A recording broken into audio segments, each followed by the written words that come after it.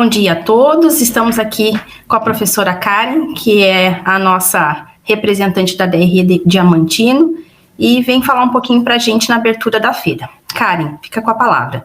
Bom dia a todos, sejam todos bem-vindos. É com grande orgulho que eu dou as boas-vindas a vocês, para dizer que estamos fazendo um feito que há muito tempo a gente sonha com isso, né? Que é uma feira municipal, a qual nós vamos ter uma abrangência. Vamos ter que gravar de novo, porque agora eu me lembrei. É feira nacional, é feira nossa mesmo, que a gente vai fazer a abertura, ou é a da... Não, é a nossa, ali do... É a nossa mesmo, né? Tá. Não tem problema, começa de novo, que depois é mais fácil editar do que a gente parar e gravar de novo. Tá, então vamos lá.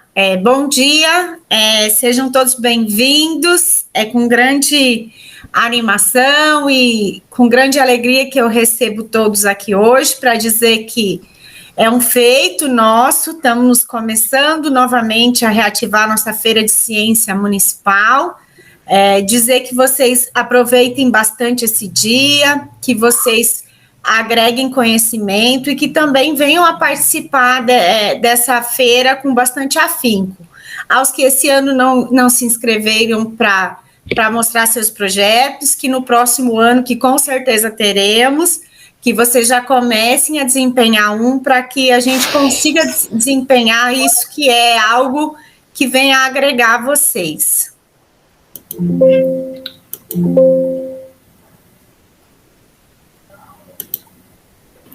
Então, pessoal, a professora Karen é nossa parceira, né, juntamente com a FAPEMAT e o CNPq na realização da Feira de Ciências. Então, é a segunda Feira de Ciências do Clube de Ciências Decolar e NAIPSE.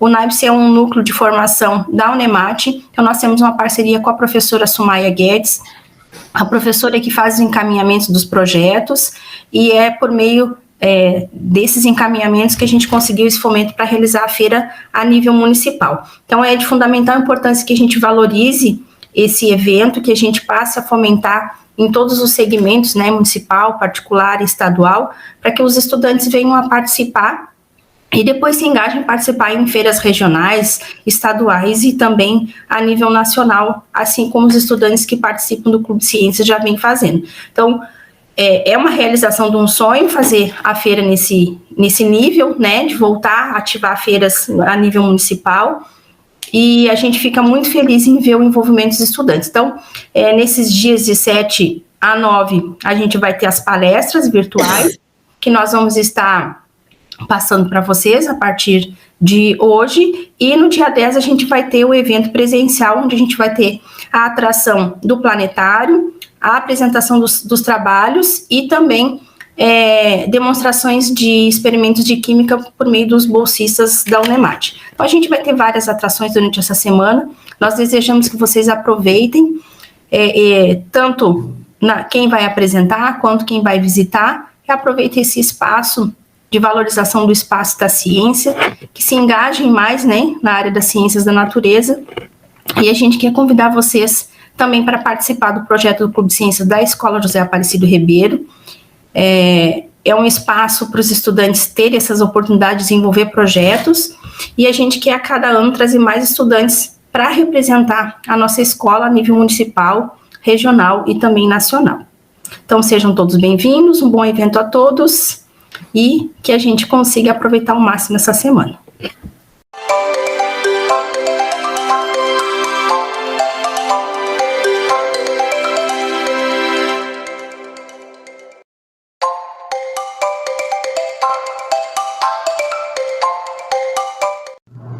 Olá pessoal, bom dia, boa tarde, tudo bem com vocês? Hoje a gente vai discutir, conversar um pouquinho sobre desenvolvimento sustentável e as políticas de gestão e gerenciamento de resíduos sólidos. Vou conversar um pouquinho com vocês sobre esse assunto chave para a gente, para nós, para a nossa sociedade, e um assunto também muito delicado, né? Falar de lixo, de resíduos no mundo ainda é um tabu. Bom, antes de mais nada, eu gostaria de cumprimentar os estudantes, agradecer pelo convite que o professor Júlio me fez para estar aqui com vocês, conversando um pouquinho. E vou me apresentar para vocês. Eu sou o professor Éder Braga Júnior, sou professor de Geografia da rede estadual do estado de Mato Grosso, dou aula aqui em Rondonópolis, na Escola Estadual Dom Ronibaldo. Sou formado em Geografia pela Universidade Federal de Mato Grosso, aqui em Rondonópolis. Tenho especialização em História, em Sociedade, Política e Cidadania. E agora estou fazendo mestrado no programa de pós-graduação em Geografia, aqui da UFR. Então vamos lá. Desenvolvimento sustentável e políticas de gestão e gerenciamento de resíduos sólidos. O panorama de geração de resíduos sólidos no mundo, no Brasil e no Mato Grosso. Quando a gente fala de resíduos sólidos, né, de lixo, entre aspas, para começar, lixo é um termo mais vulgar para se referir àquilo que não tem mais utilidade, aquilo que já foi utilizado e não pode voltar para a cadeia de produção. E nós sabemos que não se trata disso. Por isso, o termo correto utilizado atualmente é o termo resíduos. Por quê? Porque os resíduos, no conceito de resíduos, já está implícito a ideia de que aquilo que foi utilizado pode ser reciclado, reutilizado, ou seja, voltar à cadeia produtiva, né? Bom, nós faremos duas discussões, né? Nós faremos uma breve discussão sobre a origem do conceito de desenvolvimento sustentável. Vamos fazer uma breve recapitulação histórica, verificarmos o seu desenvolvimento com o tempo.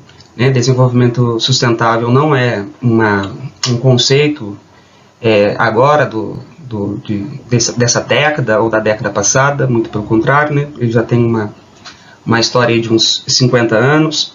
E depois vamos fazer uma análise quantitativa sobre a geração de resíduos no mundo, no Brasil e no estado de Mato Grosso. Okay? Bom, falar sobre resíduos sólidos, sobre lixo, entre aspas, né, é bem interessante, porque, veja bem, o homem, desde a sua origem, desde quando ele se estabeleceu quanto espécie, ele gera resíduos, ele gera algum tipo de lixo. Desde dos nossos ancestrais, os primeiros Homo sapiens, desde a era do Paleolítico, o homem sempre gerou resíduo. Trazendo aqui para o Brasil, nós temos, por exemplo, né, nesse recorte temporal mais antigo, nós temos os sambaquis. O que são sambaquis? Sambaquis são amontoados de conchas e ossos de peixe que os nossos ancestrais, que habitavam o litoral da costa brasileira, faziam. Ou seja, eles se alimentavam de conchas, peixes e iam jogando esses dejetos, digamos assim, formando amontoados, o que nós chamamos hoje de sambaquis. Isso por volta de 6.500 anos atrás. E até hoje nós encontramos sambaquis no litoral de Santa Catarina, inclusive são sítios arqueológicos. Trazendo um pouco mais para os tempos coloniais, uma figura assim, bem interessante, dramática e triste da nossa história em relação ao gerenciamento dos resíduos, trata-se dos negros tigres. O que eram os negros tigres? Eles eram homens negros escravizados, responsáveis por coletar os dejetos nas casas e levar até as valas e portos marítimos ali no Rio de Janeiro para fazer o despejo a céu aberto no mar ou nos canais, né? E por que eles chamavam de tigres? Porque eles carregavam em baldes os dejetos. E, por vezes, esses dejetos, eles caíam, né, escorregavam e iam caindo pela cabeça do escravo, e aquilo manchava a sua pele, deixando a sua pele com tons rajados, sabe? E eles apelidavam, né, denominavam esses escravos imbuídos dessa tarefa de negros tigres. Inclusive tem passagens que esses baldes, o fundo desses baldes quebravam e todo aquele dejeto, aquelas fezes caíam sobre o corpo deles e eles ficavam muito irados, obviamente, né? E assim as pessoas diziam, olha lá, tal pessoa está enfesada, né? Bom, são histórias. Trazendo mais para os dias de hoje, né, para a virada do século XVIII para XIX para XX, nós temos a figura do senhor Pedro Aleixo Garí, que foi um empresário francês responsável por uma empresa privada que ficou imbuída de gerenciar os resíduos sólidos e a limpeza urbana ali na cidade do Rio de Janeiro, né? E o Garí, por exemplo, que é o sobrenome desse francês, até hoje é utilizado para denominar os trabalhadores responsáveis pela varrição e a limpeza urbana, né? Bom, trazendo mais para os dias de hoje, nós temos, em 2010, a PNRS, a Política Nacional de Resíduos Sólidos, né, de número 12.305, de 2 de agosto de 2010, sancionado pelo presidente Lula.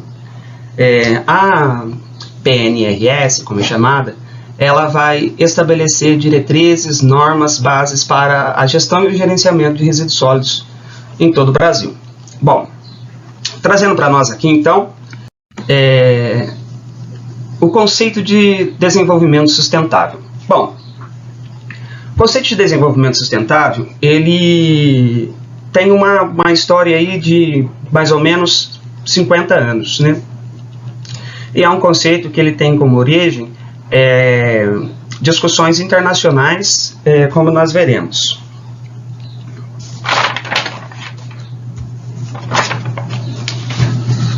Bom, na década de 1970, nós tivemos a crise internacional do petróleo. A crise internacional do petróleo, ela trouxe à tona a vulnerabilidade dos sistemas produtivos em relação à sua fonte de matéria-prima, né? Então, alarmou partes da sociedade, sobretudo a classe empresarial global, digamos assim, sobre a necessidade de se obter novas fontes de matéria-prima para além dos combustíveis fósseis, né? Na mesma década de 70, nós tivemos a Conferência das Nações Unidas do Meio Ambiente, aonde o meio ambiente ele começa a entrar em pauta com mais força nas discussões globais. Então, líderes globais, representantes de grandes corporações, vão começar e a sociedade civil em geral, né, vão começar a ficar mais atentos e questionar as relações entre homem e natureza. Até então, os impactos ambientais eles já começam a vir à tona, a percepção da sociedade quanto a isso começa a aumentar. Na década de 80, nós temos a Comissão Mundial sobre o Meio Ambiente e o Desenvolvimento Sustentável. Aqui foi criado o relatório Brundtland, que também é chamado de Nosso Futuro Comum, em 1987. Nessa reunião, feita por liderado, digamos assim, né, por esse Clube de Roma, que era um clube de empresários globais, eles vão estruturar, primeiramente, começar a dar a estrutura do que nós chamamos de desenvolvimento sustentável. Na década de 90, nós temos a Cúpula da Terra, né, a Conferência das Nações Unidas sobre o Meio Ambiente, que nós chamamos, que aconteceu aqui no Brasil, a Rio 92, e ali nós vamos ter a criação da Agenda 21. E o conceito sustentável, o conceito de desenvolvimento sustentável, a partir daí, dessa conferência, a Rio 92, o conceito começa a ser usual, começa a estar presente em vários setores da sociedade, seja no setor empresarial, na gestão pública, sociedade civil em geral. Em 2000, nós vamos ter a Cúpula Mundial sobre o Desenvolvimento Sustentável, em Joanesburgo. E ali os líderes e as corporações vão fazer os balanços, né? Balanços sobre o que nós avançamos e o que nós retrocedemos em relação ao meio ambiente e a responsabilidade de termos uma relação mais harmoniosa com ele, né? Então, em 2012, nós vamos ter a Conferência das Nações Unidas sobre o Meio Ambiente, a Rio+20, onde a cúpula de desenvolvimento sustentável composta por líderes mundiais, líderes de organizações, corporações mundiais, ONGs, sociedade civil organizada, eles vão criar a ODS, né, que são os Objetivos de Desenvolvimento Sustentável, onde eles vão traçar 17 objetivos que a sociedade civil, os estados devem pensar para que nós possamos alcançar de fato o que nós chamamos de desenvolvimento sustentável. Mas, enfim, o que é desenvolvimento sustentável, né? O desenvolvimento sustentável, ele é o desenvolvimento que encontra as necessidades atuais sem comprometer as habilidades das futuras gerações em atender suas próprias necessidades. Ou seja, desenvolvimento sustentável está relacionado a utilizarmos racionalmente os recursos naturais hoje, sem comprometer a necessidade futura de se utilizar também os recursos naturais. Isso é interessante porque quando nós verificamos no Brasil a legislação brasileira, a nossa lei, a Política Nacional do Meio Ambiente, e posteriormente, né, a própria Constituição Federal, no artigo 225, ele diz: o meio ambiente é dever do poder público e da coletividade promover um meio ambiente ecologicamente equilibrado para as presentes e futuras gerações. Ou seja, o conceito de desenvolvimento sustentável, ele pode ser aplicado, né, se nós pensarmos assim, naquilo que a nossa legislação diz em relação ao meio ambiente, né? A responsabilidade de se proteger os recursos, pensar racionalmente os recursos nessa geração e também para as próximas gerações. Bom, então nós vamos, a partir de agora, né, discutir as políticas internacionais e nacionais quanto à gestão e gerenciamento de resíduos sólidos, focando principalmente na geração, quantificando e pensando a geração dos resíduos sólidos, e aonde isso está encaixado com o desenvolvimento sustentável? Ora, isso está encaixado explicitamente com o objetivo 12 da ODS, né, os Objetivos de Desenvolvimento Sustentável. O objetivo 12, ele diz: consumo e produção responsável. Qual que é o objetivo do objetivo 12? Assegurar padrões de consumo, de produção e de consumo sustentável. Assegurar padrões de produção e de consumo sustentável. Ora, se nós pensarmos os resíduos sólidos e a importância da sua geração, a importância da do seu manejo, né? Produção, coleta, segregação, transporte, deposição final, ele encaixa certinho, com perfeição, nesse objetivo de desenvolvimento sustentável, né? O objetivo número 12. Pois bem, então, para a gente quantificar a geração e as formas de destinação final dos resíduos sólidos, nós utilizamos, para os dados internacionais, o relatório elaborado pela Waste and Waste, que significa que desperdício 2.0. Esse relatório, esse estudo, ele foi financiado pelo Banco Mundial e ele apresenta uma estimativa sobre a geração e a destinação dos resíduos sólidos para os anos de 2030 e 2050. Para os dados nacionais, para os dados do Brasil, nós utilizamos o relatório da Associação Brasileira de Empresas de Limpeza Pública e Resíduos Especiais, a ABRELP, intitulada Panorama de 2001, que ela reuniu, né, as principais informações e os dados sobre a gestão e gerenciamento no Brasil até o ano de 2021. E para a nossa análise estadual, para a escala estadual, nós utilizamos o Plano Estadual de Resíduos Sólidos, sobretudo o Panorama Estadual de Resíduos Sólidos, que constitui a base orientadora dos prognósticos do plano, da disposição de cenários, da definição de diretrizes e metas e do detalhamento dos programas, projetos e ações. É isso que, além da quantificação da geração, o nosso Plano Estadual de Resíduos Sólidos também detém várias informações sobre a gestão e gerenciamento no nosso estado. Aqui nós vamos ter mais a quantificar, né, a geração e buscar qualificar a sua deposição final. Pois bem, panorama global.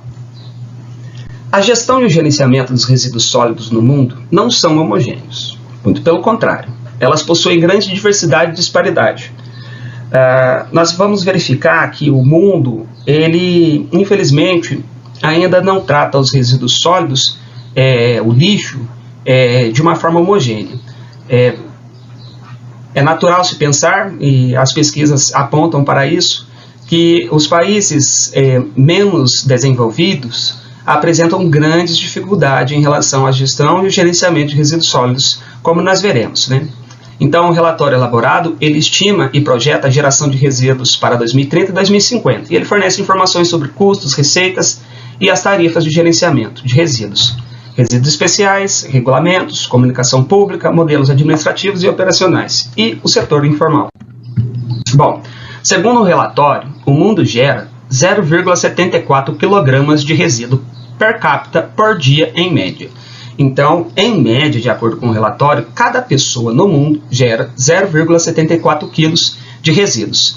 Mas esses dados, eles, como diz, né, eles podem flutuar amplamente de 0,11 kg, né, 110 gramas, até 4 kg e 54 gramas. Ou seja, a variação é muito grande, né? Existem países que geram 0,110 gramas de resíduo por pessoa por dia e outros países que geram quase 4,5 kg de resíduos por pessoa por dia. Estima-se que em 2016, né, o mundo gerou um pouco mais de 2 bilhões de toneladas de resíduos. E para 2030, essa quantidade ela deve subir para 3,4 bilhões de toneladas. O relatório, ele ainda alerta sobre as projeções futuras a respeito da gestão dos resíduos sólidos, onde a quantidade total de resíduos gerados em países de baixa renda é esperada aumentar mais de 3 vezes até 2050. Ou seja, a população em muitos países ela tende a crescer, e esse crescimento populacional ela tende a aumentar a taxa de geração de resíduos sólidos. Olha, na Ásia Oriental e a região do Pacífico estão gerando a maior parte dos resíduos no mundo, com 23%. A região do Oriente Médio e Norte da África está produzindo menos em termos absolutos, em torno de 6%. No entanto, os resíduos estão crescendo mais rápido na região da África subsaariana, Sul da Ásia e Oriente Médio, e regiões do Norte da África, onde, até 2050, o total de resíduos gerados deverá dobrar, até mesmo triplicar.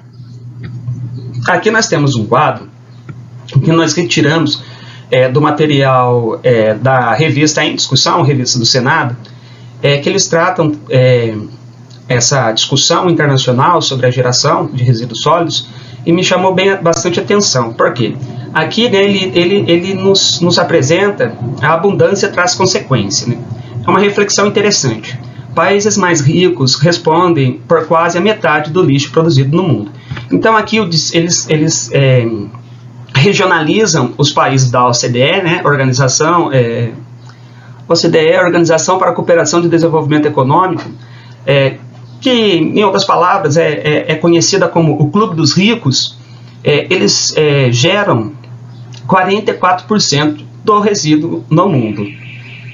E, por exemplo, se a gente comparar com a nossa região, né, a América Latina e o Caribe, nós contribuímos com 12%. E do lado ele nos traz também um quadro sobre como se diz assim, um top 10 de países geradores de resíduos. Aí nós temos Estados Unidos, China, Brasil, entre os 3 primeiros, né? Os Estados Unidos gera uma quantidade de resíduos muito grande e também a maior quantidade per capita. Quanto aos resíduos sólidos orgânicos, o relatório comenta que os alimentos e os resíduos verdes compreendem mais de 50% dos resíduos orgânicos em países de renda média. Desculpa. Já os países de alta renda, a quantidade de resíduos orgânicos é comparável em termos absolutos, mas devido à maior quantidade de resíduos de embalagens e outros resíduos não orgânicos, a fração de orgânico é cerca de 32% em relação ao total dos resíduos gerados. Isso aqui, pessoal, é uma coisa muito interessante, porque as pesquisas elas apontam que as regiões as regiões de renda mais alta, isso tanto a nível de país quanto a nível numa escala global, quanto numa escala local, isto é, tanto a nível de comparação entre países, desenvolvidos ou não, quanto a comparação entre bairros de uma cidade com a renda um pouco mais alta e outros bairros com a renda um pouco mais baixa, existe uma diferença muito grande em relação à geração de resíduos orgânicos. Olha, os bairros de menor renda contribuem, tem como a parcela de contribuição dos resíduos orgânicos muito maior do que os bairros com a renda mais alta. Então, bairros de renda baixa, os resíduos orgânicos contribuem muito mais, né, nessa quantidade total de geração. Já nos bairros mais elitizados, os bairros mais de renda um pouco mais alta, a geração de resíduos orgânicos é mais baixa em relação ao total. O que as pesquisas explicam? Os bairros mais de renda um pouco mais alta fazem maior uso de produtos industrializados, de produtos consumíveis imediatamente e, sobretudo, dos materiais descartáveis, né? Aqui, dando sequência, quanto à disposição final no gerenciamento de resíduos sólidos, o relatório comenta que, globalmente, cerca de 37% dos resíduos são descartados em algum tipo de aterro, 33% são despejados abertamente, 19% passam por alguma recuperação de material através da reciclagem ou a compostagem, e 11% são tratados por meio da incineração moderna. E aqui, pessoal, é bem interessante também, porque no Brasil, basicamente, nós temos 3 formas de deposição.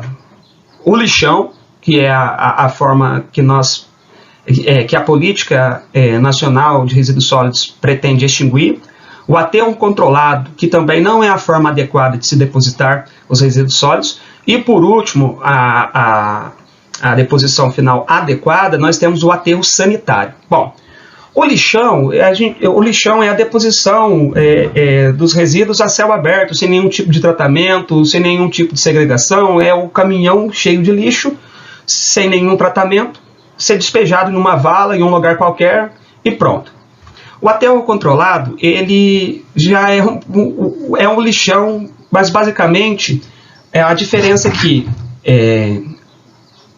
aterra-se aquele resíduo com uma pavimentação, um pouco de terra, mas não faz o tratamento de nenhum tipo dos rejeitos, nem do chorume, nem do biogás. O aterro controlado, o aterro sanitário, por sua vez, ele já é a forma de deposição adequada e ele tem como princípio o gerenciamento, o tratamento de todos esses rejeitos, né? É projetado a quantidade de resíduos que vai ser depositado, elaborado o plano de manejo para fazer o tratamento do chorume, do biogás e etc. Aqui, né, esse quadro que nós também pegamos na revista em discussão do Senado, eles produzem resíduos bem diferentes das nações mais pobres. Os países ricos produzem resíduos diferentemente dos países mais pobres. Veja, ele chama atenção para a geração de papel, de vidro, de metais. Por quê? Porque os países ricos, eles geram o dobro, o triplo, chega a ser até 6 vezes mais resíduos do que os países pobres. A geração de papel, por exemplo, dos países pobres corresponde a 5%, ao passo que essa geração para os países mais ricos corresponde a 31%, né? A diferença é muito grande. Vidro, os países ricos 7%, os países pobres 3%, metade, e metal igualmente. Os países ricos geram 6% e os países mais pobres 3%. Trazendo para o panorama nacional, né, aqui para o Brasil, o relatório elaborado pela Abrelp, ele apresenta um panorama nacional e regional sobre a gestão e gerenciamento de resíduos sólidos no ano de 2021. O relatório da Abrelp comenta que as novas dinâmicas sociais que passaram a ser desenvolvidas em virtude da pandemia trouxeram um relevante impacto para os serviços de limpeza urbana e manejo de resíduos sólidos, uma vez que teve nos domicílios o principal foco de geração dos resíduos durante esse triste período, o que ocorria de maneira descentralizada nas diferentes regiões da cidade. Então, o relatório ele vai chamar a atenção que, durante a pandemia, o modo de vida alterado durante a pandemia, ele trouxe também alterações na geração e na geração de resíduos e, em outra forma, né, em todo o gerenciamento também, na coleta, na disposição final. Bom, a geração de resíduos sólidos urbanos no país sofreu influência direta da pandemia de Covid-19, com 82 milhões de toneladas geradas, ou 225.965 toneladas diárias, tendo cada brasileiro gerado, em média, 1,07 quilos de resíduos por dia, cerca de 390 quilos por ano por pessoa. Então, pessoal, se a nível global nós geramos, né, a média global de geração de resíduos sólidos é 0,740 gramas, aqui no Brasil, os dados apontam para que nós estamos um pouco acima da média mundial, né? Nós geramos 1 quilo e 70 gramas de resíduos por dia. E aqui chama a atenção, pessoal, o Centro-Oeste. Porque o Centro-Oeste, em termos de geração, ele está em segundo lugar. Ele só perde para a região sudeste do Brasil, que é a mais populosa, a mais urbanizada. Então, obviamente, vai sempre liderar nesse quadro, né, a geração de resíduos sólidos. Bom, segundo a ABRELP, em 2020, o número de municípios que apresentaram alguma iniciativa de coleta seletiva foi de 4.145, representando 74% do total dos municípios do país. E ela ressalta que essa iniciativa de coleta seletiva nem sempre abrange a totalidade da população, muitas vezes se tratando de iniciativas pontuais. Aqui na cidade de Rondonópolis, por exemplo, nós temos a coleta seletiva. Contudo, ela não passa em todos os bairros da cidade, sobretudo os bairros mais periféricos, eles acabam ficando sem o atendimento desse serviço, que é muito importante para a gente alcançar uma política de gestão e gerenciamento de resíduos sólidos adequada, né?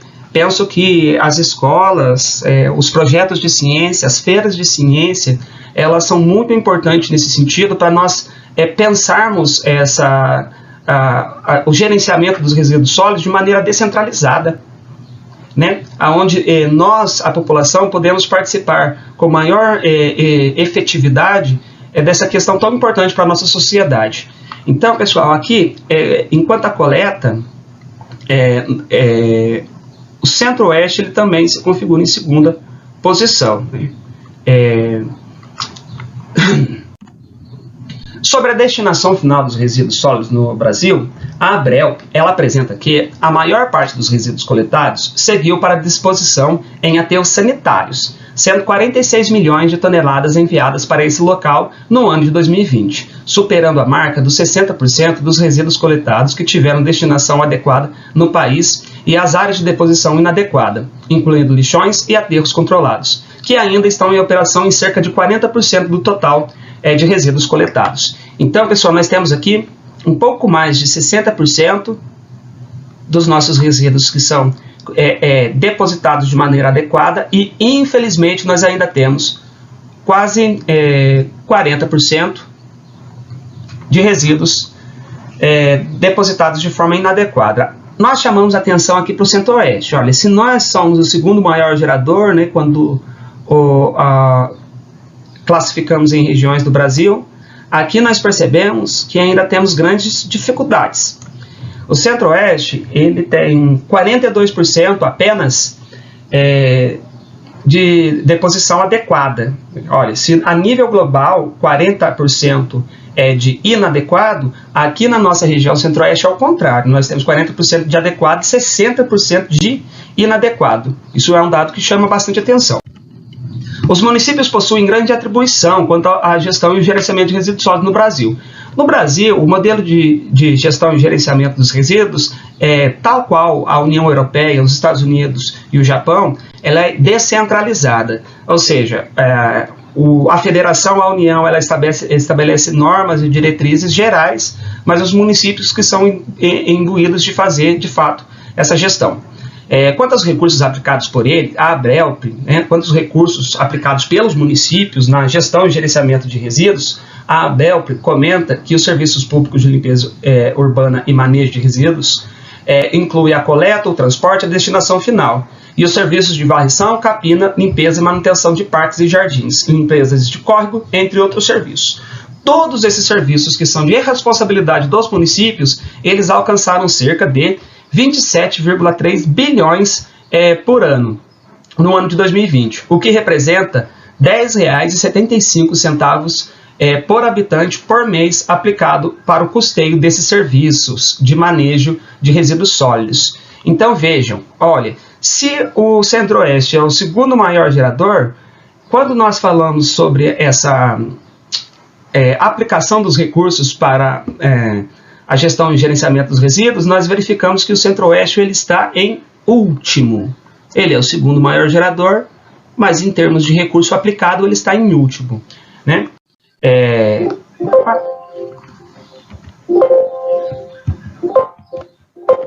Bom, não quero voltar. Como que eu volto?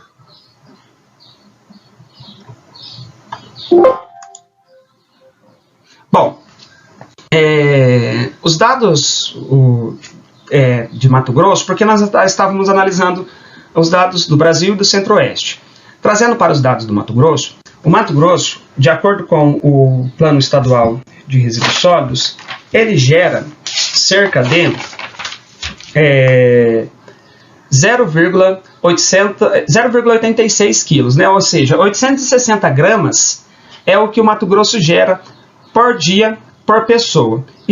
Só que os dados do Plano Estadual de Resíduos Sólidos, eles nos dão uma quantidade de geração urbana e uma quantidade de geração rural. A quantidade de geração no espaço urbano, ela é, como eu havia dito, 860 gramas por pessoa por dia. E no espaço rural é de 510 gramas por pessoa por dia. Então veja bem, a nível global nós temos a geração de resíduos com 740 gramas. A nível nacional, nós temos a geração de resíduos de 1,07 gramas. A nível regional, Centro-Oeste, nós temos a geração um pouquinho menor, 1,02 gramas. E aqui, a nível estadual, Estado de Mato Grosso, 0,86 gramas, ou seja, 860 gramas. Esse quadrinho que eu organizei, ele nos dá esse panorama. Então, a nível global, nós temos 0,76 gramas por habitante por dia. Esse é a nível global. Nós temos 1,07 quilos por habitante por dia a nível de Brasil. E aqui, no Mato Grosso, nós temos para o espaço urbano, 0,86 quilos espaço urbano e 0,51 quilos espaço rural. Bom, algumas considerações finais. O conceito de desenvolvimento sustentável, historicamente, ele está ligado a crises internacionais e uma percepção da sociedade quanto aos graves impactos ambientais gerados pelo homem, né? Eles vão chamar a década de 70 de a década de percepção ambiental, onde esses impactos ambientais, essas crises, eles vão chamar a atenção de diversos setores da sociedade. Então, o conceito de desenvolvimento sustentável, ele não foi um conceito criado pela comunidade científica, esse é um alerta, e ele está mais ligado a questões políticas internacionais. E trazendo para o objetivo da discussão, resíduos sólidos, a gestão e o gerenciamento adequado, ela está ligada ao objetivo 12 da ODS, os Objetivos de Desenvolvimento Sustentável.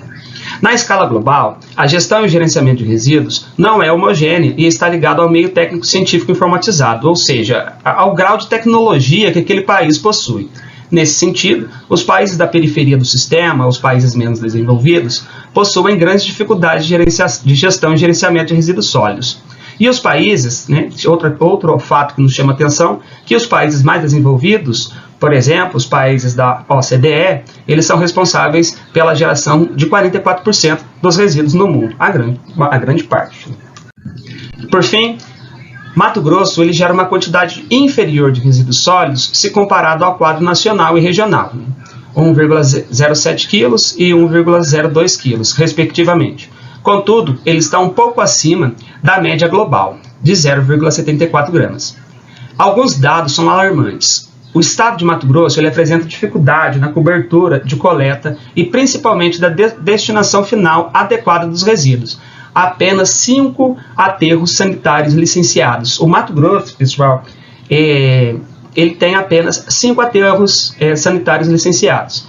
Então, é necessário pensar uma boa política de gestão e gerenciamento de resíduos que seja descentralizada, participativa, contando com a colaboração da sociedade e do poder público para nós conseguirmos alcançar, de fato, o que nós chamamos de desenvolvimento sustentável. Bom,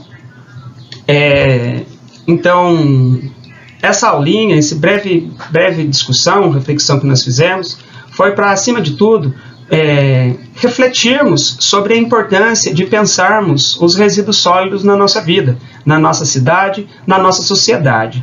É muito importante estarmos atentos às políticas de gestão e gerenciamento e também sobre como nós encaramos os resíduos, desde a nossa casa, a nossa residência, o nosso caminhar pela cidade. Devemos estar atentos, por exemplo, a como as prefeituras estão lidando com as coletas seletivas, se elas estão atendendo a toda a cidade. Vale também, pessoal, pesquisarmos e estudarmos um pouquinho sobre a Política Nacional de Resíduos Sólidos e verificarmos se os nossos municípios estão seguindo essa política, que é muito importante. E detalhe, uma coisa bem interessante. As prefeituras que seguem a Política Nacional de Resíduos Sólidos, que conseguiram cumprir com os objetivos estabelecidos por ela é um condicionante dos recursos repassados pela União. Então, a própria PNR, Política Nacional de Resíduos Sólidos, PNRS, ela estabelece que seguir os seus objetivos será um fato determinante para condicionar os recursos da União para esses municípios. Então, para além da questão do desenvolvimento sustentável, também é muito importante para as administrações públicas. Pessoal, espero ter contribuído com vocês, fico muito feliz pelo convite.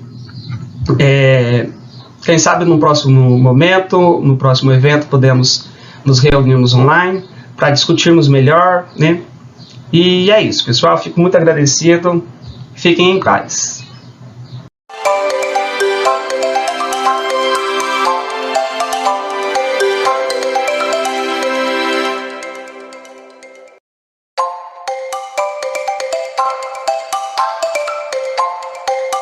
Todos, bom dia, boa tarde, boa noite. Eu sou a Isadora. Eu vou mostrar para vocês, dar uma palestra para vocês sobre sustentabilidade na engenharia mecânica. Tudo bem? Eu sou do 6º semestre da engenharia mecânica e eu preparei aqui um slide para vocês para a gente ter uma noção, né, do que isso tem a ver. Tudo bem? Da engenharia mecânica. Tá. O que isso tem a ver com a sustentabilidade, né? Bom, tem 2 pontos muito a ver. Eu faço parte de um grupo de extensão aqui da faculdade, que é um grupo de... a gente constrói um carro, basicamente falando, a gente constrói um carro, e eu acho que isso tem muito a ver com a questão da sustentabilidade, além, obviamente, de ser uma professora de cursinho, eu dou aula de geopolítica, um cursinho promovido aqui pela Unesp, para a comunidade aqui de Ilha. Então, eu preparei um slide aqui para a gente conversar um pouquinho sobre o que é sustentabilidade e explicar também como que isso vai se aplicar na minha área, na área da engenharia mecânica, mas não só na minha área, mas como isso se aplica em várias outras áreas. Tudo bem? Bom, bora lá. Antes de tudo, eu vou fazer algumas apresentações, eu vou me apresentar, dizer quem eu sou, de onde que eu sou, por que eu tô aqui, quem que me convidou. E eu quero apresentar um pouco do Fênix, né, do Fênix Racing, ou como a gente carinhosamente chama aqui pela faculdade, o Fórmula. Né? Mas vamos lá. Vamos começar do começo. Quem que eu sou? Eu sou a Isadora, eu tenho 23 anos, eu sou de São Paulo, capital, nasci e cresci em São Paulo. Eu estou no 6º semestre de Engenharia Mecânica, aqui na Unesp de Ilha Solteiro. Okay? Eu entrei na engenharia mecânica na metade de 2020, teoricamente, né? Mas a gente sabe que isso não é verdade. Mas a minha trajetória, ela não começa em 2020, ela começa em 2018, quando eu passei para a licenciatura em física aqui na Unesp de Ilha Solteira também. Basicamente, eu entrei aqui, eu acabei caindo um pouco de paraquedas em Ilha Solteira. Eu passei com a questão da reopção de curso. Eu sempre amei muito física, sempre gostei, sempre foi um sonho meu fazer. Era a minha segunda opção de curso, mas eu não passei na minha primeira. Tive a oportunidade de passar para a segunda. E decidi vir ver se era o que eu realmente queria. E no final das contas eu descobri que não tinha nada a ver com o que eu gostava, que por mais que eu gostasse da parte teórica, que eu gostasse muito por exemplo, a teoria da relatividade, que eu gostasse muito da questão da astrofísica, por exemplo, a física no todo não me agradava muito. Eu descobri com as minhas amizades, com conversas, com palestras e pesquisas, que a engenharia mecânica tem muito mais a ver com quem eu sou, com o que eu gosto, com o que eu quero fazer da minha vida, com o que eu quero ser, certo? Com o profissional do futuro que eu pretendo ser. Okay? Então eu sou muito mais de pôr a mão na massa, de ir lá e fazer e acontecer, do que simplesmente estudar a teoria sem de fato conseguir mexer naquilo ali, certo?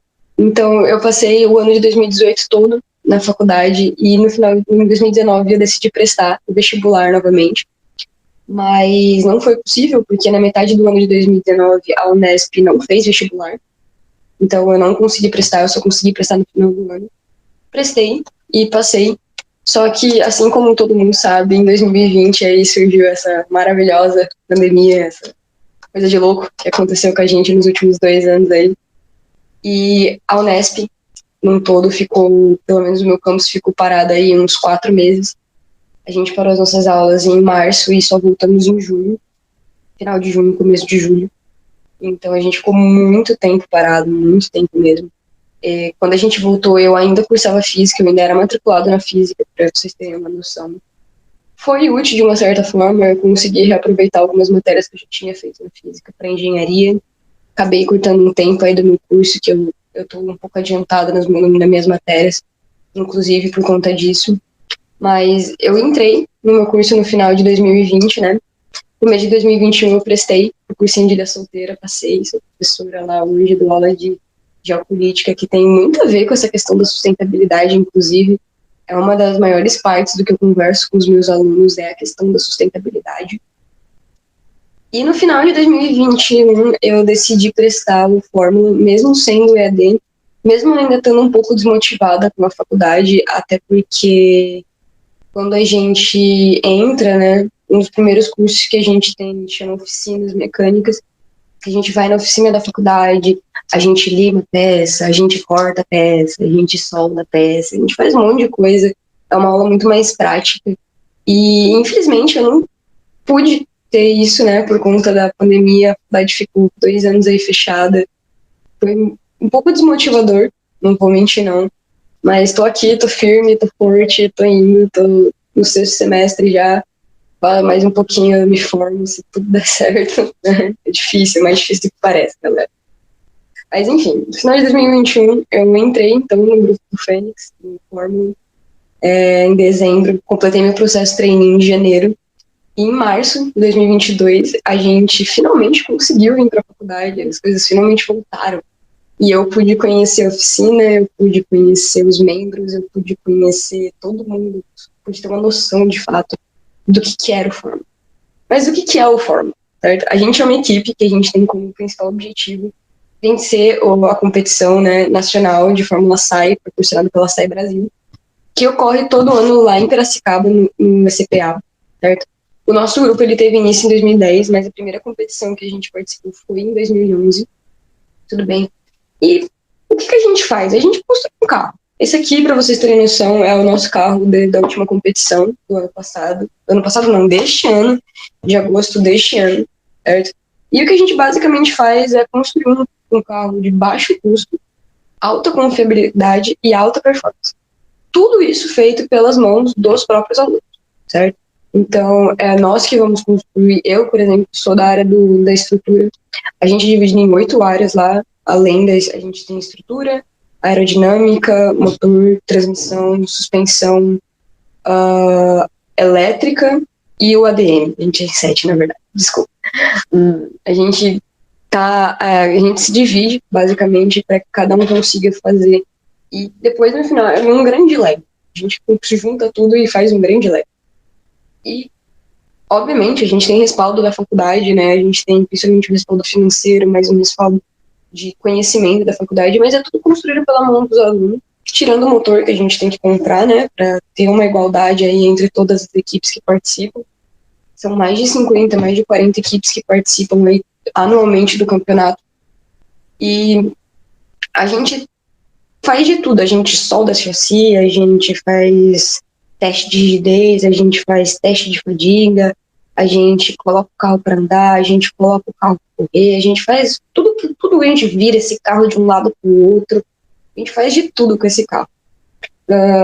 A gente participa dentro dessa competição, a gente tem as provas teóricas, que é entregar relatórios dizendo quanto que a gente gastou para fazer o carro, como que a gente fez o carro, que é o relatório de manufacturing, né, de manufatura, como que o design do carro, então a gente senta lá e explica, assim, passo a passo, como que a gente fez esse carro, certo? Então, tem essas provas teóricas, além, obviamente, das provas dinâmicas.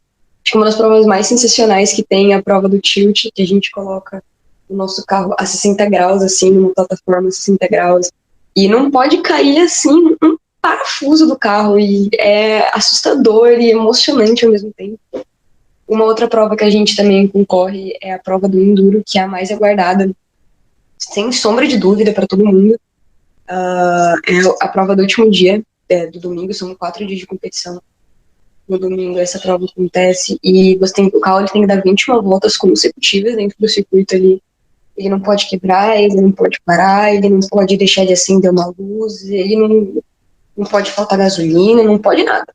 Tem que correr as 21 voltas ali para conseguir todas as pontuações. Eu acho que para quem já foi, sabe o quão sensacional é você ver o carro que você passa assim, horas virados dentro de uma oficina e pesquisa, e faz, e acontece. É emocionante você ver o seu trabalho, todas as horas que você colocou ali à disposição da equipe, à disposição do carro, ver de fato funcionando. É assim, de outro mundo, é muito bom. Mas o que tudo isso tem a ver com a sustentabilidade, né? O que esse grupo tem a ver com a sustentabilidade? Eu acho que antes da gente entender, né, o que é isso, o que isso tem a ver com a sustentabilidade, a gente tem que primeiro entender qual que é o conceito da sustentabilidade, né? De onde veio, para a gente entender como que ele vai se relacionar dentro desse campo do automobilismo, ok? Então, de onde vem esse conceito, certo? Nasce aqui a professora de geopolítica. É um conceito que surge aí na década de 70, principalmente quando a gente tendo em vista aí, né, as rápidas mudanças que o mundo está tendo por conta da Guerra Fria e do nosso processo de globalização.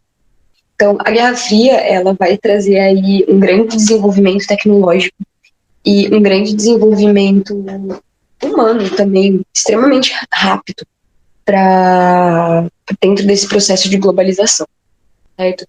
E esse próprio processo de globalização vai mostrar pra gente que coisas, conceitos e lados do mundo que a gente não estava preparado para ver, que a gente não tinha como ver antigamente, certo? Como, por exemplo, o uso desenfreado de matéria-prima. Não era uma coisa que se tinha muita noção do que era. Todo o conceito de reutilizar, de reciclar, a questão dos 3R, não era um conceito que se tinha ainda. É um conceito que vai surgir nesse momento, na década de 70, década de 80 mais ou menos, quando surge um negócio chamado geografia crítica. A geografia crítica ela é uma área da geografia, certo?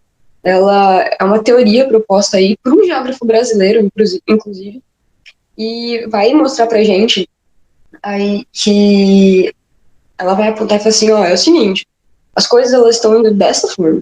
Se a gente não parar, se a gente não fizer alguma coisa, tal coisa vai acontecer. Então, se a gente não der uma parada, se a gente não dar uma segurada no gasto com o gasto que a gente está tendo dos recursos da natureza, não haverá para o futuro. A gente não vai conseguir sustentar o gasto que a gente tem até as futuras gerações conseguirem novos desenvolvimentos. Até porque tudo é finito. Todos os elementos na Terra são finitos. Seja ele petróleo, seja tudo é finito aqui, certo? Então, o que a geografia crítica quer trazer, que a sustentabilidade quer mostrar, é que deve haver um equilíbrio entre aquilo que a gente usa, aquilo que a natureza produz e aquilo que a gente consegue voltar pela natureza. Acho que todo mundo aqui já escutou falar no começo do ano que o mundo já utilizou a taxa de matéria-prima que eles tinham para poder utilizar no ano, certo? É um cálculo que se faz aí, que os geógrafos fazem, para falar o quanto que a gente pode usar da natureza por ano, para que até, por exemplo, para que a próxima geração consiga utilizar a mesma quantidade. E a cada ano essa data dessa geração diminui, e a gente, a cada ano, utiliza mais rápido ainda os nossos recursos, certo? Então, a sustentabilidade é um conceito que tenta trazer um equilíbrio entre os recursos que a gente tem disponível na natureza e aquilo que a gente usa. É basicamente, né, a forma como que a gente deve agir para que as coisas não se esgotem de forma tão rápida e para que exista, né, o mínimo possível para gerações futuras, ok? E um dos conceitos, eu acho, mais interessantes da sustentabilidade é a questão do desenvolvimento sustentável. E eu acho que é o que chega mais próximo aí do que tem a ver com a questão do automobilismo, por exemplo. O desenvolvimento sustentável, ele é justamente o objetivo de preservar a natureza, certo? Mas ainda assim desenvolver a humanidade e atender às necessidades do homem, certo? Então, quando a gente pensa no desenvolvimento sustentável, principalmente, acho que dentro da indústria automobilística, né? Porque aqui, obviamente, estamos falando da engenharia mecânica, então vamos trazer a indústria automobilística como um dos maiores exemplos que todos podem conhecer. A gente consegue ver, ultimamente, uma prioridade de grandes empresas, como, por exemplo, a Tesla, de trazer processos mais sustentáveis dentro dos seus materiais, dentro dos seus produtos finais, dentro das suas próprias empresas. A Tesla mesmo, hoje em dia, produz apenas carros, né, elétricos, e carros elétricos de alta eficiência, né? Por que eu dou ênfase nessa questão da alta eficiência? Porque existe uma grande preocupação aí, quando a gente fala de mudança climática, quando a gente fala da questão dentro dessa indústria, de que o carro que não for a combustão, ele vai perder eficiência, e não vai ter a mesma eficiência de que um carro elétrico. Sendo que hoje em dia a gente tem pesquisas, a gente tem plena noção de que alguns carros elétricos eles possuem muito mais eficiência do que alguns carros a combustão. Obviamente, você tem carros assim de altíssima performance, como por exemplo carros da Fórmula 1, que são a combustão, que são de alta performance, que são muito mais eficientes do que outros carros, porque um carro de Fórmula E, às vezes. Mas são exemplos muito, muito fechados, e a gente tem que pensar num todo, certo? Porque dentro da questão do automobilismo é cobrado principalmente a emissão de CO2, né, que é um dos gases aí do efeito estufa, certo? Então, o maior medo do consumidor dessa indústria é de que o carro ele perca eficiência, é de que eles sejam inferiores, o que não é verdade, porque um carro que ele tem um material sustentável, que ele é elétrico, ele vai passar pelos mesmos testes de qualidade, pelos mesmos testes mecânicos, por qualquer outro teste que um carro a combustão ele passa, certo? Então, dentro desse meio, né, que mora dentro da questão do desenvolvimento sustentável, é que vai morar o futuro do automobilismo. Principalmente quando a gente fala da questão de eficiência energética e recursos de materiais. Bem, então, assim, o que isso tem a ver, né? Agora que a gente sabe o que é sustentabilidade, agora que a gente entende o que é tudo isso daí, a gente tem que ver como que isso vai ser aplicado na nossa área. Vamos parar para pensar aqui. Eu, sendo do Fórmula, né, eu sendo aí da questão toda do Fênix, a gente tem que entender, acho que primeiro, acima de tudo, é que a faculdade, ela não é apenas um aprendizado em sala de aula. Ela vai muito além disso, ela vai muito além de prova, ela vai muito além de trabalho.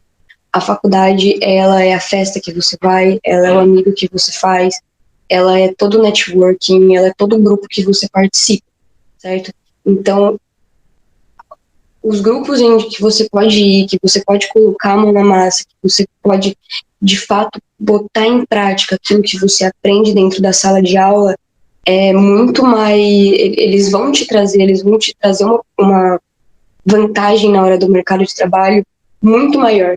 E é isso que a gente tenta fazer dentro do grupo do Fênix, é isso que a gente tenta trazer dentro de outros grupos, como, por exemplo, uma empresa júnior. Tudo bem? Então, vamos lá.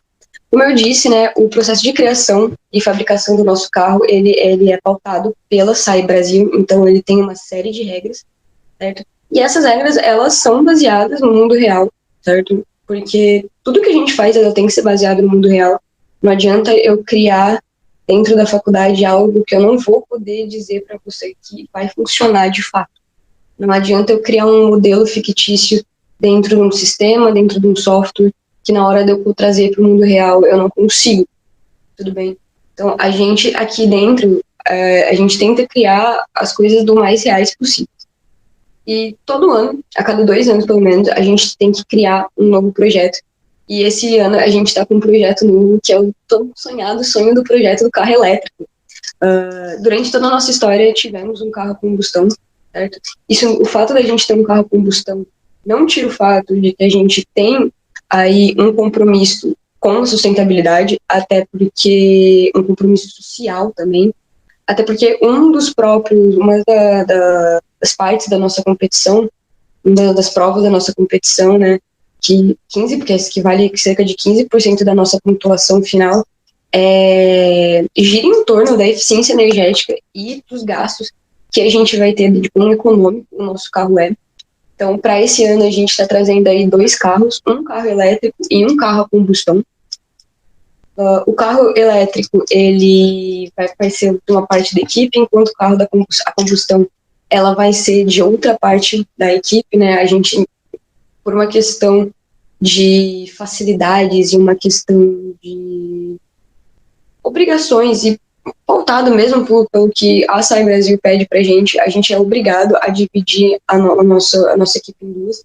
Então a gente tem agora 2 fórmulas, o Fênix Racing e o Fênix E Racing, certo? E quando a gente foca um pouco mais na questão dos materiais, a gente tenta usar o máximo possível de materiais recicláveis e reutilizáveis, então a gente tenta reutilizar cabos, a gente tenta reutilizar tubulações, mas obviamente dentro do que nos é permitido pela regra. E quando a gente foca um pouco mais na questão energética, quando a gente opta por um carro elétrico, por mais que a gente tenha que mudar toda a estrutura, toda a parte elétrica, toda a parte do motor, até porque o motor agora não é mais tão em enfoque quanto o motor é o enfoque, mas a questão da combustão não é mais tão em enfoque quanto era antes, a gente tenta fazer isso tudo de uma forma sustentável, tudo de uma forma onde seja possível trazer para a nossa realidade, certo? Tudo é válido para a gente, porque não é apenas pensando em ganhar uma competição, por mais que seja nosso sonho, obviamente, por mais que seja nosso objetivo final, todo o desenvolvimento, todo o nosso conhecimento, tudo isso, ele acontece para acompanhar as inovações da mundo afora, para quando o nosso componente, o componente do nosso grupo, quando um aluno sai daqui, ele sair para o mundo, ele sair para o mercado de trabalho já preparado para o que ele vai enfrentar, tudo bem? É isso que a gente quer uma pessoa que ela vai chegar no mercado de trabalho sabendo o que ela está preparando. E por que a gente escolhe, né? Por que a gente decidiu, então, mudar para o carro elétrico? Da onde que surge essa ideia? Eu acho que todo mundo aqui sabe que o Brasil, a maior parte da energia produzida aqui no Brasil, ela vem de fontes de energia renovável, principalmente de hidroelétricas, né? A gente é o maior produtor de energia a partir de energia elétrica. A gente também tem a questão da energia eólica, que é muito forte no Brasil, certo? E também somos pioneiros na questão do biocombustível. Mesmo que a gente ainda, além de que, né, se ter um carro elétrico é muito mais barato do que um carro a combustão. O problema é que aqui a gente não tem essa cultura, né, por exemplo, se tem na Europa, já que falta para a gente principalmente infraestrutura. E quando eu digo infraestrutura, eu não digo infraestrutura apenas para se carregar um carro, mas também falta infraestrutura aí para a gente poder produzir o carro. Aqui no Brasil a gente não produz, a gente não tem tecnologia própria de produção, então teria que ser um carro importado. E levando em conta, né, toda a questão da economia do mundo, aí, como a nossa economia vem gerando nos últimos 5 a 10 anos, uma pessoa de classe média, ela não tem como, não existe renda, uma pessoa de classe média poder ter a capacidade de comprar um carro desse, né? Então, além de faltar aí uma estrutura energética no Brasil para a gente poder ter um carro elétrico, também falta a gente conseguir produzir o carro elétrico aqui no Brasil para que todo mundo possa ter acesso. Eu acho que o melhor exemplo para ser dado disso daí é uma questão que a GM nos passou uma vez, é de que do trimestre passado para esse trimestre aumentaram cerca de 75%, né, o número de vendas de carros elétricos mundiais no mundo. Isso a gente consegue ver porque vem mudando aí, vem abaixando o custo, principalmente das baterias utilizadas nesses carros elétricos, já que procura-se, né, elas também tendem a se tornar cada vez mais sustentáveis. A gente procura novas composições, deixar de produzir baterias apenas de lítio, que é um componente, que é um composto aí, finito também. A própria GM já produz baterias com composições mais avançadas para os seus próprios carros elétricos, certo? Então, tudo isso, quando a gente para ver, não só no Brasil, mas no mundo, existe um avanço aí, existe um pequeno passo a passo a ser dado, de que, eventualmente, o carro a combustão, ele vai deixar de ser usado. Um outro ótimo exemplo é na Europa. A SAI da Europa falou que até 2030, se eu não me engano, todos os carros da competição, eles deverão ser elétricos, eles não aceitarão mais carros a combustão. Existe uma fofoca aí de que a SAI Brasil vai fazer a mesma, mas por enquanto, justamente por conta dessa questão da gente não ter essa estrutura, ainda não é algo que a gente possa fazer, certo? Então, o desenvolvimento do carro elétrico dentro do grupo de extensão, ele não é apenas, assim, um passo que a gente dá para falar que a gente está dando.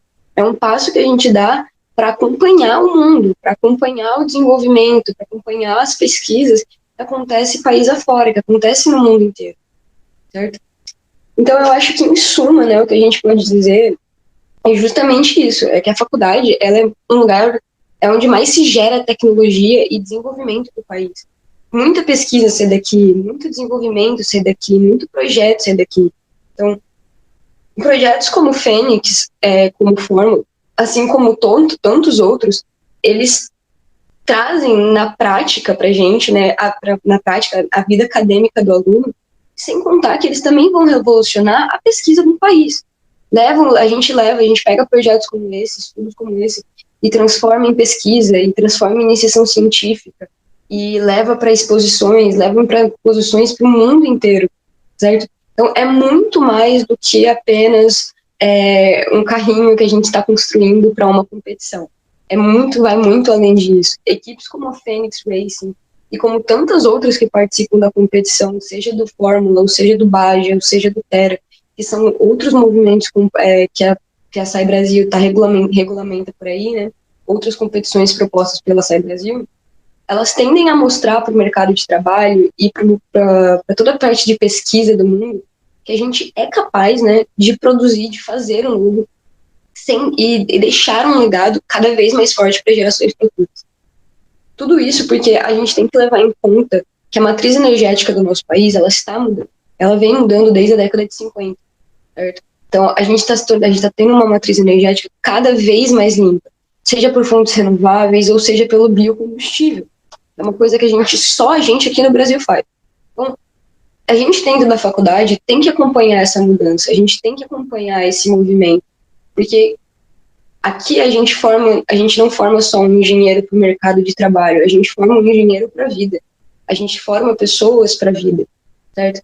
E todo esse desenvolvimento que a gente está fazendo vai refletir no futuro, vai refletir para gerações que vão para a gente, vai refletir para o próximo que entrar na faculdade, vai refletir na engenharia civil, que tem que produzir, achar formas mais limpas de desconstruir uma casa, desconstruir um prédio, né? Na engenharia elétrica, que tem que achar uma forma nova de produzir uma energia renovável, na engenharia mecânica, que tenta produzir novos maquinários de forma que de forma mais limpa, com materiais mais renováveis, que não agridam tanto ao meio ambiente, certo? Então, tudo isso é feito para o futuro, para gerações futuras, para que eles possam aproveitar do mundo o mesmo tanto que a gente aproveitou, certo?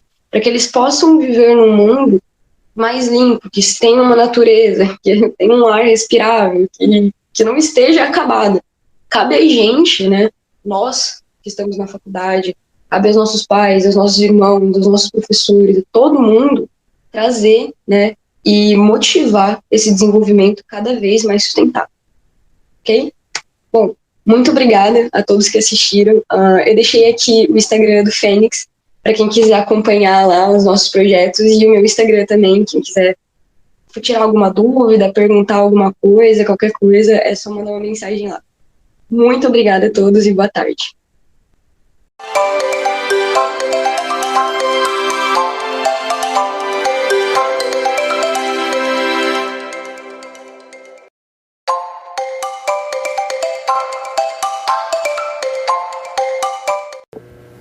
Olá pessoal, tudo bem com vocês? Espero que sim.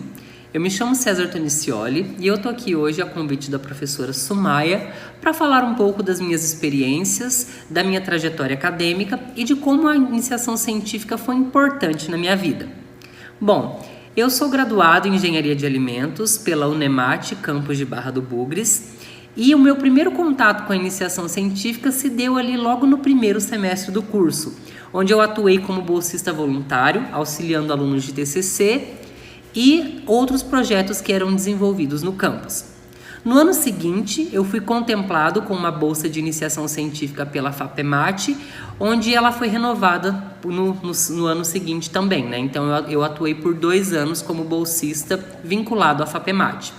No primeiro ano, eu atuei no desenvolvimento ali de um projeto que viabilizava aproveitamento de resíduos da atividade pesqueira, especificamente ali resíduos de pacu, que é um dos peixes mais produzidos e consumidos aí no estado de Mato Grosso.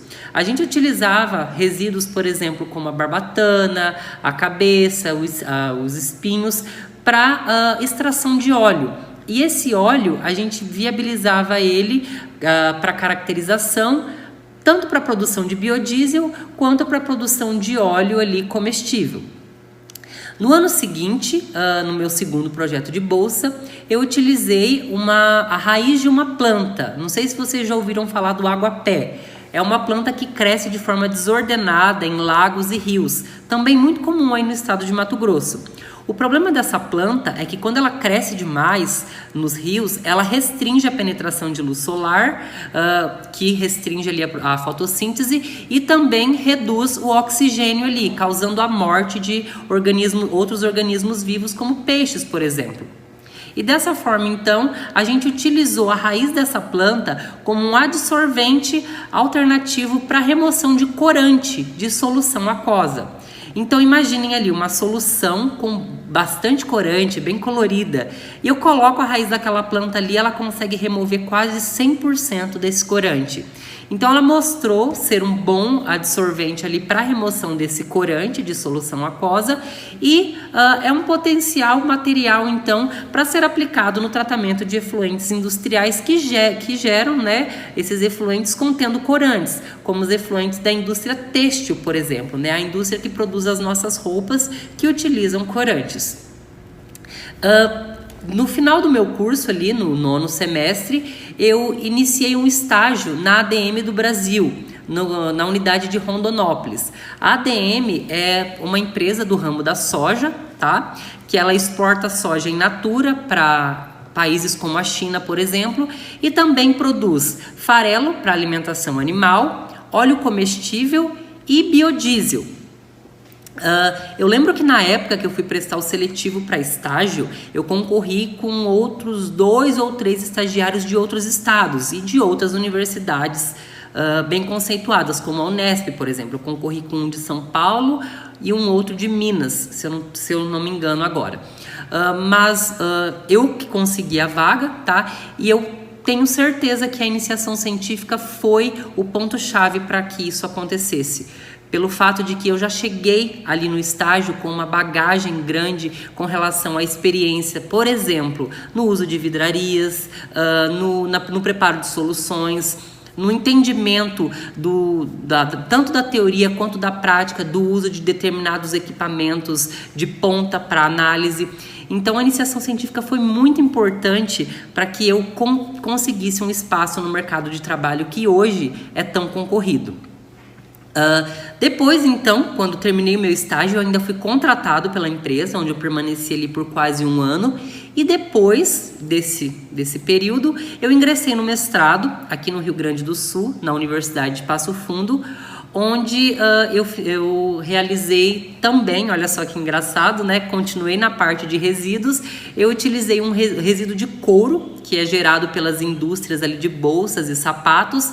Esse couro ele é curtido no cromo, né? Que é um metal tóxico, para ser conservado.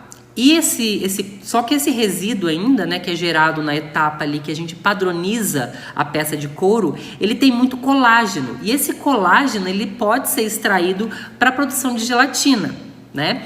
Então eu utilizei essa gelatina extraída desse resíduo de couro e produzi também esferas adsorventes para remoção de corante e de fármacos de soluções aquosas. No doutorado, né, atualmente eu sou doutorando do programa de pós-graduação em Ciência e Tecnologia de Alimentos da Universidade Federal de Santa Maria, também aqui no Rio Grande do Sul, e eu também atuo nessa área de extração de gelatina de resíduos de couro, utilizando métodos alternativos. Durante toda a minha trajetória, pessoal, vocês veem que a iniciação científica, ela sempre teve um papel muito importante, desde ali do início do curso até a parte do estágio e também para as decisões que eu tomo hoje, de continuar nessa parte da ciência, no desenvolvimento de projetos que trazem um impacto positivo para a sociedade. Para vocês que estão no ensino médio, é extremamente importante que vocês consigam já chegar na graduação com essa bagagem, tá? Que vão abrir inúmeras portas para vocês, com certeza. O mercado de trabalho está cada vez mais competitivo e isso exige que vocês cheguem com um determinado conhecimento. E não pensem só que a iniciação científica está atrelada à parte acadêmica e de pesquisa, não. Como eu trouxe esse exemplo do estágio, tá? Esse conhecimento prévio, ele é muito importante para que vocês se destaquem no mercado de trabalho, numa entrevista de estágio, de emprego, tá ok? Eu espero que tenha ajudado vocês, tá?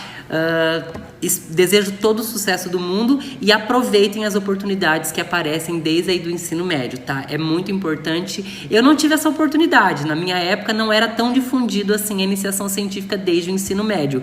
Mas com certeza, se fosse, eu agarraria com unhas e dentes. E espero que vocês façam o mesmo, tá ok? Pessoal, um abraço a todos e sucesso a vocês.